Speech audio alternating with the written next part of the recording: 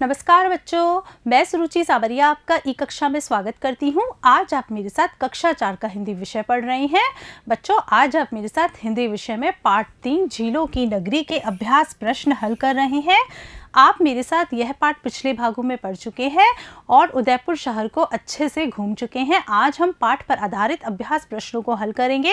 तो आइए देखते हैं हमारा पहला प्रश्न क्या है। अरावली पर्वत के बीच कौन सा शहर है? बच्चों, इस प्रश्न में आपसे पूछा जा रहा है कि अरावली पर्वतमाला के बीचों बीच कौन सा शहर बसा हुआ है।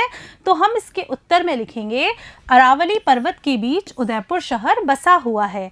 चलते हैं अगले प्रश्न की तरफ, देखते हैं अगला प्रश्न क्या है। नेहरू उद्यान कहाँ है? बच्चों, यहाँ पर आपसे पूछा जा रहा है कि नेहरू उद्यान कहाँ पर स्थित है।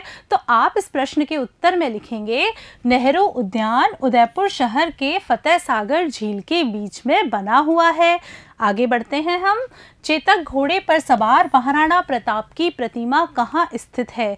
बच्चों, इस प्रश्न में आपसे पूछा जा रहा है कि महाराणा प्रताप की घोड़े पर सवार प्रतिमा कहाँ पर स्थित है। तो आप इसके उत्तर में लिखेंगे चेतक घोड़े पर सवार महाराणा प्रताप की प्रतिमा मोती मगरी पर स्थित है।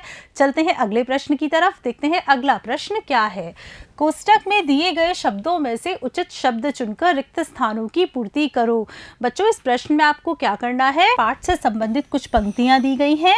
इन पंक्तियों में रिक्त स्थान है और इन रिक्त स्थानों में आपको यहाँ से उचित शब्द चुनकर भरना है। तो देखते हैं क्या है हमारा पहली पंक्ति। फतेह सागर झील में उत्तर की ओर एक बनी है। बच्चों, क्या बनी हुई है? इसका उत्तर होगा सौर वेधशाला। हम क्या लिखेंगे इसमें? सौर वेधशाला, जिसमें क्या किया जाता है? जिसमें कि सूर्य की समस्त गतिविधियों का अध्ययन किया जाता है। फिर देखिए, इससे दर्शकों में की भावना का संचार होता है। बच्चों, इससे दर्शकों में किसकी भावना का संचार होता है? इसमें राष्ट्र प्रेम की भावना का संचार होता है। यहाँ पर हम राष्ट्र प्रेम लिखेंगे। फिर देखिए, पहाड़ी पर का मंदिर है। बच्चों, पहाड़ी पर किसका मंदिर बना हुआ है? नीमच माता का। हम यहाँ पर क्या लिखेंगे? नीमच माता। फिर देखिए, अगला है हमारा पहाड़ी के पीछे बना हुआ है। बच्चों, पहाड़ी के पीछे क्या बना हुआ है? प्रताप गौरव केंद्र। तो हम यहाँ पर क्या लिखेंगे? प्रताप गौरव केंद्र।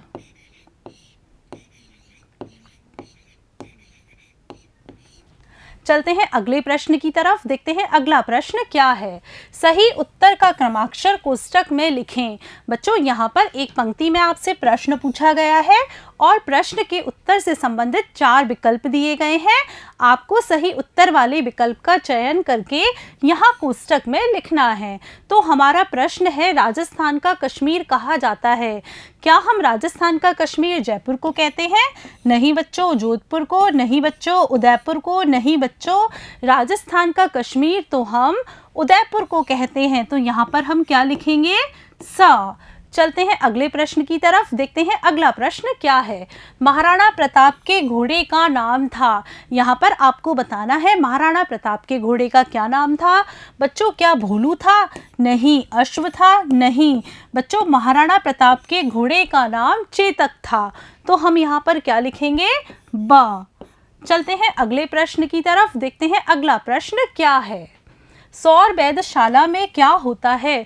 बच्चों, यहाँ पर आपसे पूछा जा रहा है कि सौर वेधशाला में क्या होता है। तो हम इसके उत्तर में लिखेंगे सौर वेधशाला में वैज्ञानिकों द्वारा सूर्य की गतिविधियों का अध्ययन किया जाता है। चलते हैं अगले प्रश्न की तरफ, देखते हैं अगला प्रश्न क्या है। मोती मगरी परिसर में किन किन की प्रतिमाएं हैं? बच्चों, यहाँ पर आपको बताना है कि मोती मगरी जो था, जहाँ की आप भ्रमण करने गए थे, वहाँ किस किस की प्रतिमाएं स्थित है। तो हम लिखेंगे मोती मगरी परिसर में महाराणा प्रताप के अलावा उनके सहयोगी हकीम खां सूरी, भामाशाह, भीलू राणा पूजा, मन्ना झाला आदि की प्रतिमाएं भी है। चलते हैं अगले प्रश्न की तरफ, देखते हैं अगला प्रश्न क्या है। महाराणा प्रताप की प्रतिमा 57 फीट ऊंची ही क्यों है? बच्चों, इस प्रश्न में आपसे पूछा जा रहा है कि महाराणा प्रताप की जो प्रतिमा लगाई गई है उसकी ऊंचाई 57 फीट ही क्यों रखी गई है? तो इसके उत्तर में हम लिखेंगे महाराणा प्रताप 57 वर्ष की आयु तक ही जीवित रहे थे। इसी बात को आधार बनाकर यहाँ की प्रतिमा की ऊंचाई 57 फीट ही रखी गई है। चलते हैं अगले प्रश्न की तरफ, देखते हैं अगला प्रश्न क्या है। शिल्पग्राम में क्या क्या होता है? बच्चों, यहाँ पर आपसे पूछा जा रहा है कि शिल्पग्राम में क्या क्या कार्य किया जाता है।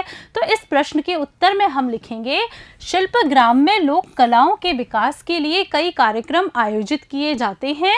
यहाँ प्रतिवर्ष दिसंबर माह में एक मेला लगता है जिसमें देश विदेश के कई कलाकार अपनी कलाओं का प्रदर्शन करते हैं। बच्चों, आज आपने मेरे साथ आपकी पाठ्यपुस्तक आओ सीखें भाग प्रथम के पाठ 3 झीलों की नगरी के अभ्यास प्रश्न हल किए। बच्चों, मुझे पूरा विश्वास है कि आपको इन सारे प्रश्नों के उत्तर बहुत ही अच्छी तरह से समझ में आ गए होंगे और कुछ प्रश्नों के उत्तर तो यहीं पर याद हो गए होंगे। नमस्कार बच्चों।